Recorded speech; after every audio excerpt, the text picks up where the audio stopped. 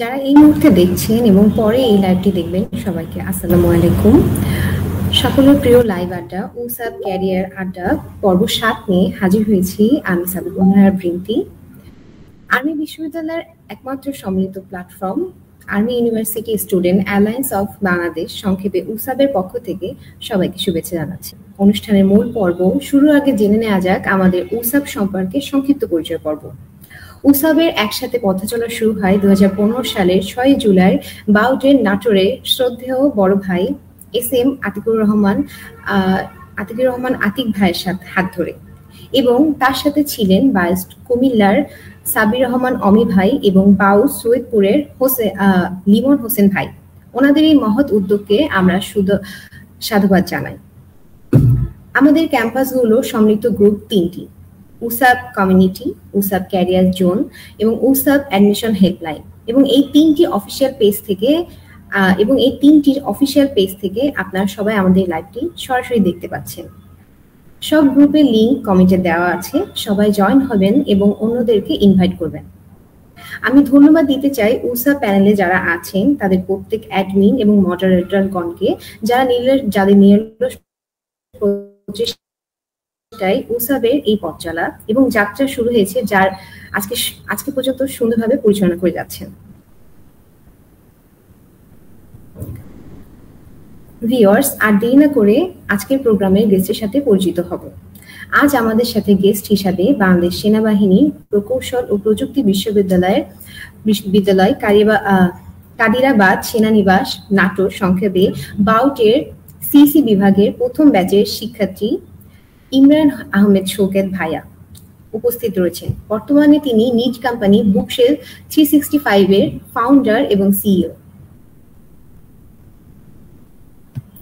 উসাবের career আড্ডা ৭ম live সেশনে আপনাকে সাগর আমন্ত্রণ ভাইয়া। আসসালামু আলাইকুম everyone, and good afternoon to all of you. আমার কথা শোনা যাচ্ছে? জি ভাইয়া, উসাবের ক্যারিয়ার আড্ডা ৭ম সেশনে আপনাকে স্বাগতম, এবং আপনার এই পুরো লাইভ জুড়ে আপনার সাথে থাকছি আমি সাবিকুন্নাহার বৃন্তি। আজকে আমাদের সম্মানিত গেস্টের কাছ থেকে আমরা উদ্যোক্তা হওয়ার গল্প শুনবো। ভিউয়ার, যারা আপনারা এই লাইভটি দেখছেন তারা প্লিজ আপনাদের টাইমলাইনে লাইভটি শেয়ার করে দিবেন এবং ক্যাম্পাসের গ্রুপে লাইভটি শেয়ার করে দিয়ে আমাদের গেস্টের উদ্দেশ্যে যদি কিছু জানার থাকে তাহলে আমাদের কমেন্ট বক্সে কমেন্ট করবেন। চলে যাচ্ছে আমাদের সম্মানিত গেস্টের কাছে। আসসালামু আলাইকুম ভাইয়া, কেমন আছেন?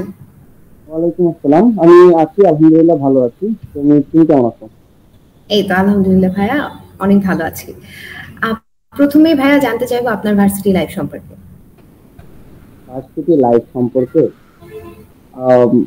ভার্সিটি লাইফটা আসলে আমি বলতে গেলে একরকম অনেক এনজয় করেছি। মানে আমার ভার্সিটি লাইফে আমার আসলে মানুষের থাকে না যে আমি ভার্সিটিতে লাইফে পড়াশোনা করেছি বা শুধুমাত্র আমি এটা করেছি, যে মানে অনেক অন্য কিছু করেছি, বাট আমি এনজয় করতে পারলাম না। বাট আমার সাথে ডিফারেন্ট, টোটাল ডিফারেন্ট। আমি আমার ভার্সিটি লাইফ একদম ফুললি এনজয় করেছি, মানে সবকিছুই করেছি। পড়াশোনা আমি আসলে মানে বলতে গেলে যে অনেক সময় বলা হয় না যে অ্যাভারেজ, আমি অ্যাভারেজ স্টুডেন্ট ছিলাম। আমি সবকিছু করতাম এবং আমার সবকিছু মেনটেন ছিল একরকম, যে না ঠিক আছে এর নিচে যাওয়া যাবে না বা এর চেয়ে বেশিও আমার করার প্রয়োজন নেই। আমি ভার্সিটি লাইফে মানে কালচারাল ক্লাবের সাথে ছিলাম। আমি ভার্সিটি লাইফে অনেক কিছু করেছি। স্পোর্টস একটু কম ছিলাম, বাট আমি কালচারাল দিক থেকে মানে কালচারাল ক্লাবের সাথে মিউজিকের সাথে অনেক বেশি ইনভলভ ছিলাম। তারপর আরো অনেক কিছু, মানে অনেক ফ্রেন্ড ছিল, আড্ডাবাজি, প্রচুর আড্ডাবাজি করতাম। এই তো, আমরা এটা সবার ক্ষেত্রেই সেম। আচ্ছা ভাইয়া, আপনার থেকে প্রথমে জানতে চাচ্ছি যে আপনার বাউটে আসার গল্পটা কি ছিল? বাউতে আসার গল্পটা বাউতের কথা না, আমি আর্মি ইউনিভার্সিটির কথা। মানে আমরা যেহেতু ফার্স্ট ব্যাচ, আমাদের সময় থেকে স্টার্ট 15 ফেব্রুয়ারি থেকে আমাদের 3টা ইউনিভার্সিটিতে মানে স্টার্ট শুরু হয়। তো আর্মি ইউনিভার্সিটির কথা আমি জানতে পারি আমার চাচার মান। তো সবার ক্ষেত্রে কেউ না কেউ থাকে আর কি পেছন থেকে মোটিভেট করার জন্য। দ্বিতীয় ব্যাচ, তৃতীয় ব্যাচ, চতুর্থ ব্যাচ, পঞ্চম ব্যাচ পর্যন্ত আর কি মানে জিনিসটা এরকম ছিল। এখন তো তিনটা ইউনিভার্সিটি বেশ ভালো নাম ডাক হয়ে গেছে, বিভিন্ন কম্পিটিশন জিতে আসতেছে আমাদের ছেলেমেয়েরা। তো প্রথম দিকে আসলে ব্যাপারটা এরকমই ছিল, আমার মতো সবারই প্রায় এরকমই ব্যাপারটা ছিল। তো হ্যাঁ, আমার ক্ষেত্রে অনেকটা সেমই। হ্যাঁ, তো এরকমই আসলে বিষয়টা, যে আর্মি, বাংলাদেশ আর্মির উপরে বাংলাদেশের মানুষের অনেক বেশি আস্থা আছে। তো আর্মির যে কোনো প্রতিষ্ঠানের উপরেই বাংলাদেশের মানুষের আস্থা আছে। তো তো ওই হিসাব করেই আসলে হ্যাঁ আর্মি ইউনিভার্সিটিতে ভর্তি হওয়া। তো এই তো এইভাবে আসা আর কি। ভাই, এবার যদি একটু জানতে চাই যে আপনার ভার্সিটি লাইফ কেমন ছিল, বা যদি একটা দুইটা স্মরণীয় ঘটনা আমাদেরকে একটু বলতেন। ভার্সিটি লাইফে আমার প্রচুর স্মরণীয় ঘটনা আছে। ভালো এক্সপিরিয়েন্স আছে, খারাপ এক্সপিরিয়েন্স আছে। বাট যেহেতু লাইভে আসছি, তো ভালো এক্সপিরিয়েন্স সম্পর্কেই বলি।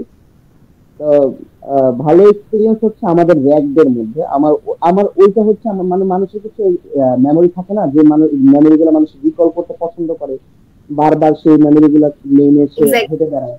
হ্যাঁ, তো আমার ক্ষেত্রে ছিল আমার ওই র্যাকদের প্রোগ্রামের দিন। সেদিন হচ্ছে আমি মানে পারফর্ম করি ভার্সিটির, মানে লাস্ট পারফরমেন্স ছিল ওটা আমার। এর আগে অনেকগুলো পারফরমেন্স করেছি, বাট সেদিন হচ্ছে সেটা আমার লাস্ট পারফরমেন্স ছিল। আর কি পারফরমেন্স আমি ছিল? মিউজিক করতাম, সোজা বাংলা কথা, আমি ও মিউজিশিয়ান, আচ্ছা আই আচ্ছা, was a musician interesting. Actually. I was a musician actually. তো তো ওইখানে আর কি আহ তুহিন ভাইকে মনে হয় সবাই চেনে, শিরোনাম হলো তুহিন ভাই। হ্যাঁ হ্যাঁ। তো হ্যাঁ, শিরোনাম নিয়েছিল, এখন নিজের ব্যান্ড ফর্ম করেছে আবার। তো তুহিন ভাইয়ের সাথে আমি একই স্টেজ শেয়ার করি, আমরা একটা একই একই গানে পারফর্ম করি। মানে তুহিন ভাই আমাকে স্টেজে ডেকে নিয়ে গেছিল।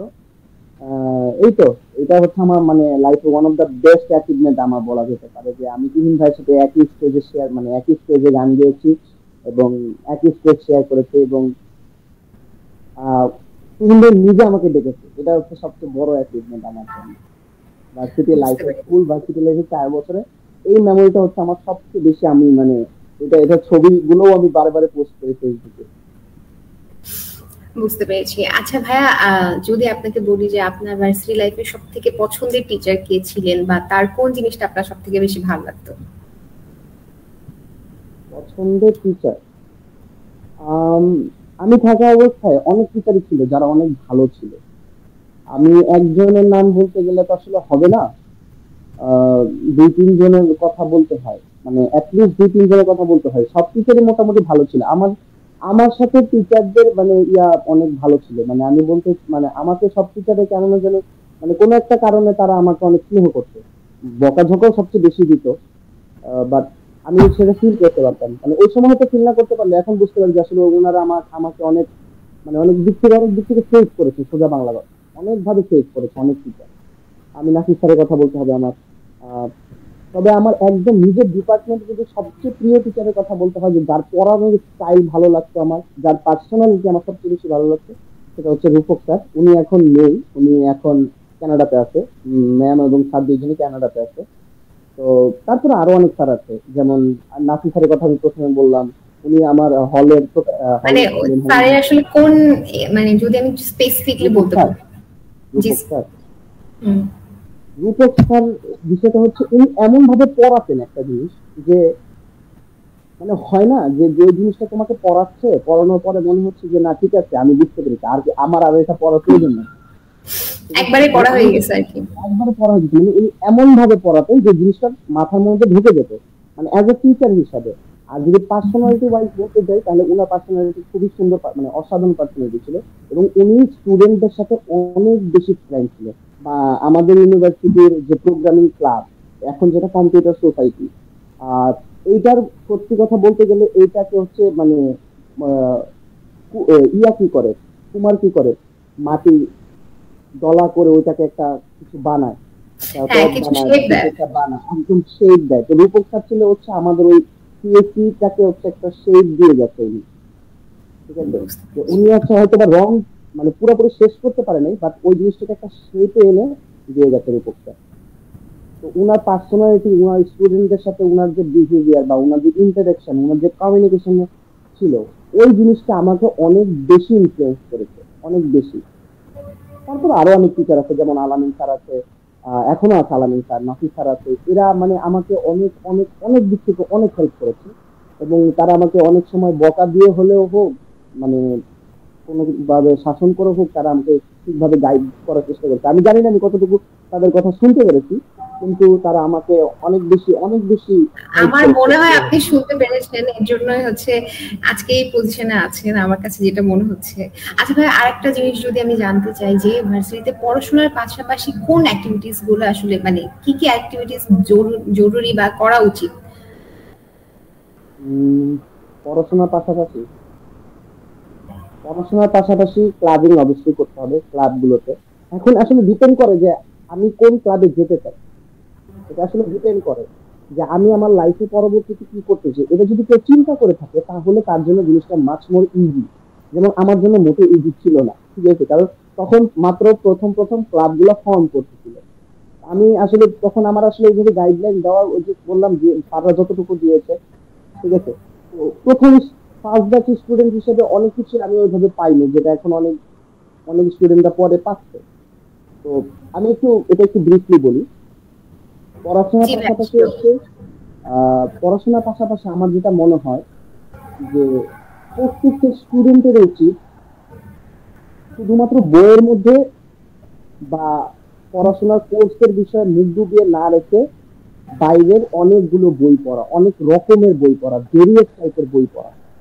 ওটা হতে পারে সেটা উপন্যাসের বই পড়ো, সমস্যা নেই, উপন্যাসের বই পড়ো, বা নিজের সেলফ ডেভেলপমেন্টের বই পড়ো, নো প্রবলেম।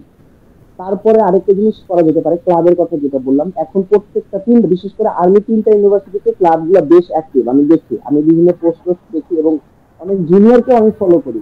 কারণ কিছু জুনিয়র আছে যাদেরকে আসলে ফলো করা উচিত, কারণ তারা অনেক বেশি ইন্সপায়ার করে। তো তাদের মাধ্যমে আমি জানতে পারি যে ক্লাবের অ্যাক্টিভিটিস গুলো কিরকম। ক্লাবের অ্যাক্টিভিটিস অবশ্যই ক্লাব গুলোতে জয়েন করা। তো এরপরে হচ্ছে হলো গিয়ে মানুষের সাথে ইন্টারাকশন করা।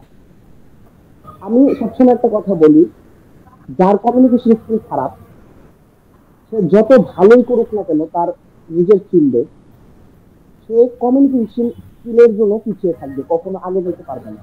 কারণ লাইফের সবচেয়ে বড় বড় পোস্ট গুলাই হচ্ছে দুইটা জিনিসের উপর ডিপেন্ড করে, একটা হচ্ছে মানুষকে ম্যানেজমেন্ট করা, আর আরেকটা হচ্ছে মানুষের সাথে ঠিক মতো কমিউনিকেট করা।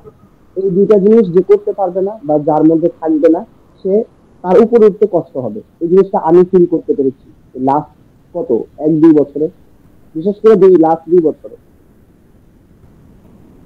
আচ্ছা ভাইয়া, যদি কেউ এমন করা, তারপরে আচ্ছা, আচ্ছা। মানুষের সাথে ঠিকভাবে কমিউনিকেট করা, আর আড্ডাবাজি অবশ্যই মাস্ট। মার্ক আসলে একটু হলেও মানে জায়গা রাখে আর কি। আচ্ছা ভাইয়া, যদি এমন মানে যদি কেউ এমন সাজেশন চায় যে আমি মাত্র একটা মাত্র স্কিল ডেভেলপ করব এবং একটা মাত্র স্কিল ডেভেলপ করেই আমি আমার ক্যারিয়ার বিল্ড আপ করতে চাই, তাহলে আপনি আসলে কি সাজেশন দিবেন? আচ্ছা, ক্যারিয়ার ডেভেলপ করতে চাই এই ওয়ার্ডটা না অনেক ব্রিফ, কিন্তু এই কোশ্চেনটার ক্ষেত্রে যেটা হয় যে আসলে জব, আমি যদি জব পেতে চাই, এই কোশ্চেনটা আমার মনে হয় যে জবের ক্ষেত্রে বেশি সুইটেবল হবে। হ্যাঁ জব হ্যাঁ, জবের ক্ষেত্রে বেশি সুইটেবল। সে যদি জব পেতে চায় একটা স্কিল ডেভেলপ করে, খুবই সুন্দর একটা ভালো একটা ট্রিকি কোশ্চেন এটা। একটা স্কিল আসলে দিয়ে হয় না সাধারণত, কিন্তু তারপরে যদি আমাকে জিজ্ঞেস করা হয় যে একটা স্কিল ডেভেলপ করে জব পাওয়ার কোনো ওয়ে আছে কিনা, হ্যাঁ আছে। দুইটা স্কিলের কথা বলবো, দুইটা যে কোনো একটা যদি কেউ ডেভেলপ করে তার জন্য জব পাওয়া উচিত। First, English. প্রথমটাই ইংলিশ। ইংলিশ যদি কারো ভালো হয় তার জন্য জব পাওয়া 70% ইজি হয়ে যায়। শুধুমাত্র ইংলিশ, অথবা মাইক্রোসফট এক্সেল, মানে এক্সেলে যদি কেউ ভালো করতে পারে, তার জব মানে জব কখনো মানে তার জন্য জব রেডি। এটা আমরা জানতাম না। আমরা যখন সিএসসি পড়ি বা যাই করি না কেন, আমরা কোডিং নিয়ে অনেক বেশি, হ্যাঁ, কোডিং, কারণ তারপরে আমাদেরকে অন্যান্য সবাই বিষয় নিয়ে সাজেশন দেয় যে অনেক কোডিং এ কিছু ভালো হওয়ার জন্য কোডিং, বা কিন্তু কোডিং আমি এ যে কোডিং এর কথা যতটুকু বলবো না, পারছি কারণ সবাই কোডিং প্র্যাকটিস করার পারবে না। জন্য। স্বাভাবিক, সবাই ভালো কোডিং পারে না, আমি নিজে অত ভালো কোডিং পারি না, অনেস্টলি স্পিকিং। আমি যতটুকু পারি, ডেভেলপমেন্ট টুকটাক যতটুকু পারি, অল্প অল্পই পারি। তো আমি কোডিং এর কথা বলবো না। সিএসসি তে পড়ে শুধুমাত্র যে কোডিং এ করতে হবে এমন কোনো কথা না, কোডিং ছাড়া আরো অনেক কিছু আছে, নেটওয়ার্কিং এর সেক্টর আছে, টেলিকমিউনিকেশন আছে, আরো অনেক অনেক সেক্টর আছে। তো বিজনেস অ্যানালিটিক্স আছে, সিএসসি তে পড়ে বিজনেস অ্যানালিটিক্স হওয়া যায়, ডাটা সাইন্টিস্ট যাকে বলে। পরবর্তী জি ডাটা হ্যাঁ। সাইন্টিস্ট ডাটা সাইন্টিস্টেও কোডিং এর কাজ আছে, কিন্তু বিজনেস অ্যানালিটিক্স বা অন্যান্য যে সেক্টর গুলাতে এগুলাতে হচ্ছে বিজনেস ইন্টেলিজেন্স পাওয়ার, মানে বিআই যেটাকে বলে, পাওয়ার বিআই, এক্সেল, এক্সেলের বড় ভাই যেটাকে বলে পাওয়ার বিআই। তো এক্সেল যদি কেউ ভালো মতো শেখে তার জন্য জব রেডি, অথবা ইংলিশ, এই দুইটার যে কোনো একটা স্কিল যদি কেউ ডেভেলপ করে তার জন্য জব পাওয়া স্যারের কাছে ইজি। হ্যাঁ, এটা কি সব মানে সব ক্ষেত্রে কি আমরা এই জিনিসটা আর কি মানে ধরে নিতে পারি? সব ক্ষেত্রে, সব ক্ষেত্রে শুধুমাত্র কোডিং বেসড জব গুলাতে, যেখানে কোডিং বেসড, সেখানে হয় কি যে তুমি ভালো কোডিং পারলে আসলে হয়ে যায়। কারণ তোমাকে আসলে দরকারি, তোমাকে একটা প্রোডাক্ট তৈরি করে দিতে হবে, তোমাকে ওটার মার্কেটিংও করা লাগতেছে না, তোমাকে ওটা হচ্ছে সেলস এরও কোনো কাজ করা লাগতেছে না, তোমার ওটা প্ল্যানিংও করা লাগছে না, কিছুই করা লাগছে না, জাস্ট তোমাকে সবকিছু রেডি করে এনে দেবে, তুমি কোড করবা, কোড করে প্রোডাক্টটা তৈরি করবা, তারপর তুমি হচ্ছে মার্কেটিং এন্ড সেলস টিমের কাছে পাঠিয়ে দিবা, তারা হচ্ছে সেল করবে। ঠিক আছে, কোডিং এর জন্য কোডিং ভালো পারতে হবে, কিন্তু একটা কোডারও যদি ভালো ইংলিশ পারে তাহলে তার জন্য উপরের পজিশনে যাওয়া অনেক বেশি ইজি হয়ে যায়। কারণ একটা কোডার প্রথমে কি হিসেবে জয়েন করে, জুনিয়র, জুনিয়র প্রোগ্রামার হিসেবে জয়েন করে বা জুনিয়র ডেভেলপার হিসেবে জয়েন করে, সে আস্তে আস্তে যখন প্রমোট হতে থাকে তখন সে প্রমোট হয়ে কোথায় যায়, টিম ম্যানেজার। তো আলটিমেট গোলটা কোথায়, ম্যানেজমেন্টে, ওখানে কিন্তু মানুষকে ম্যানেজ করতে হয়। আর যা প্রফেশনাল লাইফে বাংলা থেকে ইংলিশকে মানুষ প্রিফার বেশি করে। যখন একটা মানুষ দুইটা লাইন ইংলিশ বলে তখন মনে করে যে আচ্ছা ঠিক আছে, আমার থেকে বেটার। যখন দুইটা লাইন সে ইংলিশে বলতেছে তখন অপর পাশের মানুষটা ধরেই নেয় যে he is better or she is better than me, তখন সে তোমার কথাটা শুনে আগ্রহ নিয়ে। তো ইংলিশটাকে সবাই প্রেফার করে, সবাই। হ্যাঁ ভাইয়া, আপনি একদম মানে আমিও আপনার সাথে পুরো একমত। আচ্ছা ভাইয়া, যদি এটার এই প্রসঙ্গে মানে একদম ক্যারিয়ার থেকে একটু বের হয়ে জিজ্ঞাসা করি যে ভার্সিটিতে হোস্টেল লাইফ কতটুকু গুরুত্বপূর্ণ, বা হোস্টেল লাইফটা, আপনার হোস্টেল লাইফটা কেমন ছিল? হোস্টেল লাইফ, আমরা সবাই নিজের ফ্যামিলি থেকে আসি, সবাই ভার্সিটিতে একটা না, প্রত্যেকে একটা একটা ফ্যামিলি থেকে আসছে, রাইট, ফ্যামিলি থেকে বিলং করতেছে। আমরা যদি ওই ফ্যামিলি থেকে বের হয়ে অন্য একটা ফ্যামিলিতে কিভাবে থাকতে হয় বা মেনটেন করতে হয় এই জিনিসটা শিখতে চাই, বা লাইফের পরবর্তী সময়ে নিজের কমফোর্ট জোন থেকে বের হয়ে এসে কোনো কিছু করতে চাই, hostel life is very important for that. কারণ যখন হোস্টেলে থাকতেছো তখন কি হয়, তোমার সাথে অন্য আরেকটা ফ্যামিলির একটা ছেলে বা মেয়ে এসে থাকতেছে, you don't know anything about her family custom.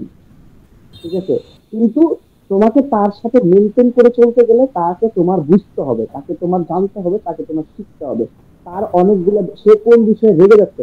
দেখো একটা কথা আছে না যে এক অঞ্চলের বুলি আরেক অঞ্চলের গালি। হ্যাঁ এক্স্যাক্টলি।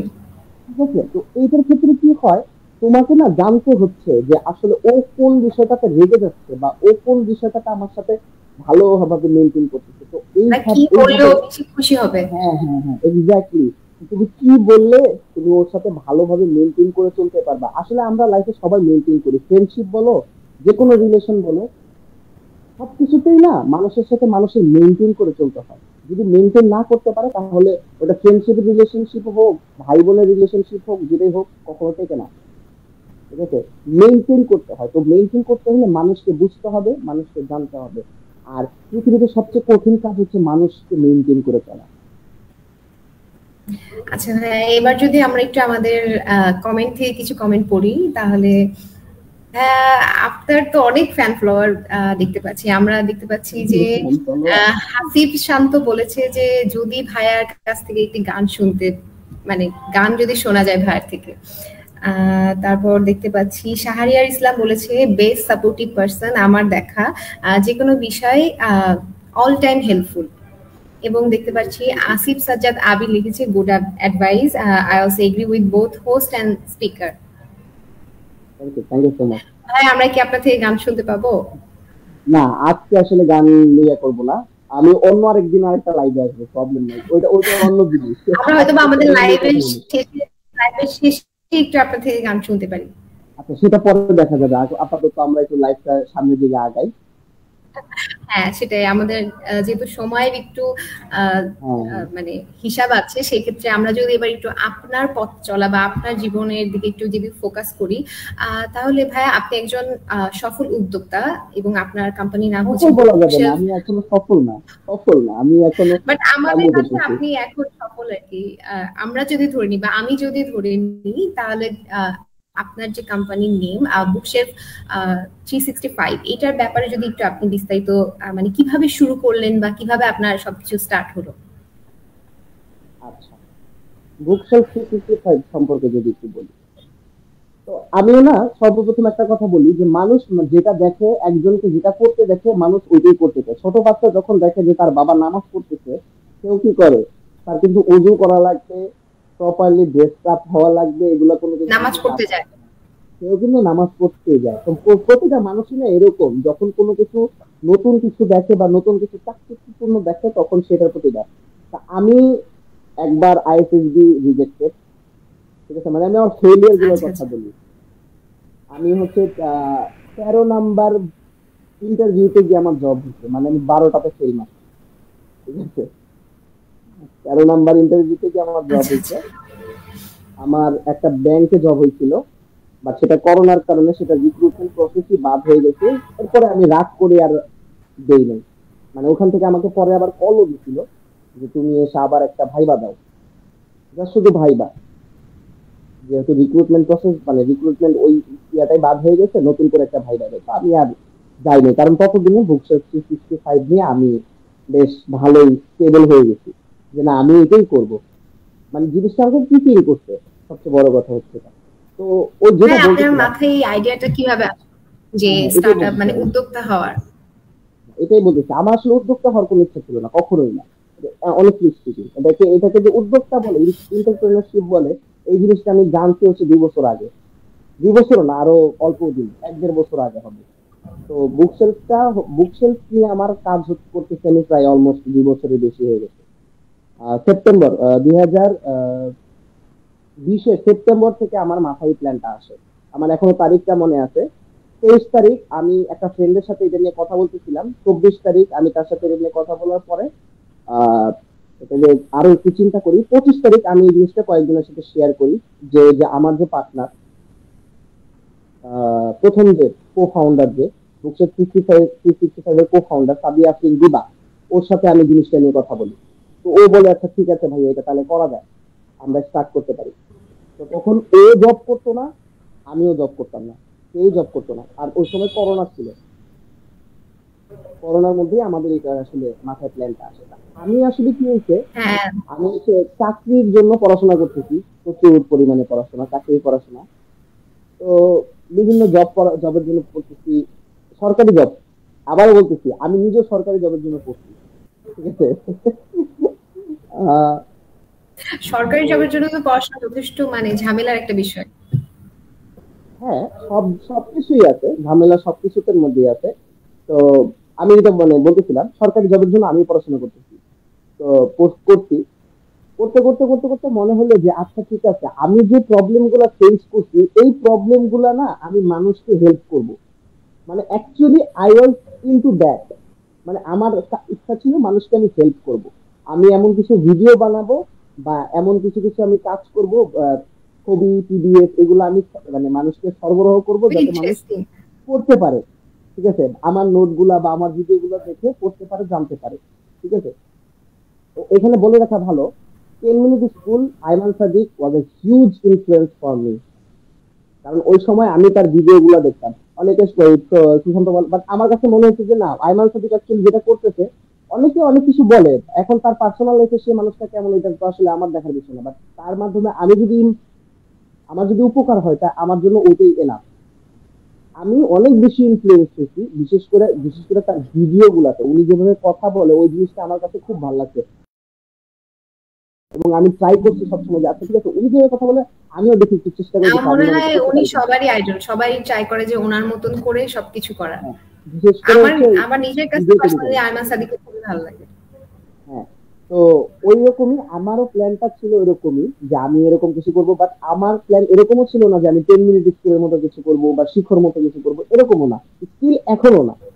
আমার বলতে গেলে আমি চাই ইউডিমির মতো করতে। ইউডিমি সম্পর্কে যদি কেউ জানে, আমি ইউডিমির মতো বা কোর্সেরার মতো কিছু একটা করতে চাচ্ছি বুক সেলস করিয়ে। তো বাট আপাতত বাংলাদেশের পার্সপেক্টিভে আমাকে ফলো করতে হবে 10 মিনিট স্কুল বা শিখে। তো এইভাবেই আসলে আহ মানুষকে হেল্প করার মানে চিন্তা থেকে না আমার বুক সেলসের এটা মানে বুক সেলস 365 এর এটা তৈরি হয়। আস্তে আস্তে আস্তে আস্তে আস্তে আস্তে আস্তে আস্তে আস্তে জিনিসটা শুরু হয়। আমি যখন বুক সেলস 365 শুরু করি তখন আমি 7,200 টাকা নিয়ে শুরু করছিলাম, এবং আমি ভিডিও আসলে বানানো শুরু করছি কি দিয়ে? হ্যাঁ হ্যাঁ, 7,200 টাকা আমার এখনো মনে আছে। আমি ভিডিও বানানো শুরু করছিলাম কিভাবে, ওই যে ভিডিও যে বল লাইট বানায় না, ভিডিওর যে লাইটিং সিস্টেম, ওইটা আমি নিজে বানায় নিছিলাম। হ্যাঁ, হ্যাঁ, হ্যাঁ। 3,000 টাকা খরচ বাহ! করে পাইপ বসায়, পাইপ দিয়ে লাইট টাইট দিয়ে সুন্দর মতো সফট বক্স আমি নিজে বানায় নিছিলাম। এই যে পিছনে গ্রিন কালারটা দেখতেছো তুমি, এটাতে আমি ভিডিও করতাম ওয়ালে। জি ভাইয়া। ঠিক আছে? আসলে তো ইন্সপায়ারিং। এইভাবে শুরু করছি আমি। তো এইখান থেকে না আমি একটা জিনিস শিখছি যে আসলে তুমি যদি কোনো কিছু করতে চাও বা তোমার যদি মনে হয় যে না তুমি কিছু করবা, এটা তুমি করবাই, পৃথিবীর কোনো শক্তি নাই তোমাকে এটা আটকায় রাখবে। এখন কেউ যদি আমাকে এসে বলে ভাই আমি এটার জন্য করতে পারি নাই, বা এটার জন্য আমি এটা করতে পারতেছি না, বা এটার জন্য এটা করতে পারতেছি না, তখন আমার খুবই মন খারাপ হয় যে আসলে ও আমাকে অজুহাত দিচ্ছে। পৃথিবীর সবচেয়ে বড় হাত অজুহাত। তুমি যদি কিছু করতে হ্যাঁ, চাও, বাহার টাহার পৃথিবীতে, অজুহাত। হ্যাঁ পৃথিবীতে কোনো কিছুই তোমাকে আটকায় রাখতে পারবে না, এটা আমি নিজে প্রমাণ। কারণ আমি যে সিচুয়েশনে ভিডিও তৈরি করছি, আমার এক একটা ভিডিও তৈরি করতে দেখা যাচ্ছে 4 ঘন্টা 5 ঘন্টাও লাগছে। কেন? কারণ এই যে সাউন্ড হয়, এই যে ভিডিওর কোয়ালিটি ঠিক মতো হয় না, ফোন থেকে ভিডিও করছি, ঠিক আছে। বাট এখন আমার সবকিছু আছে, এখন আমার নিজের স্টুডিও আছে, এখন আমার ক্যামেরাও আছে, ঠিক আছে, সবকিছুই আছে। এই যে ভিডিও এডিটিং এর কাজও আমি করতেছিলাম বসে বসে। কিন্তু স্টার্ট করছি কিন্তু একদম জিরো থেকে, আমার বেসিক জিরো ছিল। বেসিক জিরো থেকে এখন আমি এতটুকু শিখছি। এখন আমি কিছুই শিখি নাই, বাট যতটুকু শিখছি ওইটা কিছু না থাকার কারণে শিখছি। আমার যদি অনেক কিছু থাকতো তাহলে আমি শিখতাম না। এটাই। আচ্ছা ভাইয়া, আপনি তো আসলে মানে একদম জিরো থেকে স্টার্ট করা। এখন যদি বলেন যে এই মোমেন্টে এসে আপনি অনেক কিছু শিখে গেছেন, এখন যদি কেউ যদি মানে স্টার্টআপ বিজনেস আসতে চায় বা কেউ যদি উদ্যোক্তা হতে চায়, সেক্ষেত্রে আপনি কি বলবেন যে তার কি কি স্কিল থাকা উচিত বা কোন কোন জিনিসটা আসলে তার জানা দরকার? স্টার্টআপ বিজনেস বা স্টার্টআপে সবচেয়ে ইম্পর্টেন্ট যে জিনিসটা, সেটা আমি আবারও বলছি, কমিউনিকেশন স্কিল। Zero ego.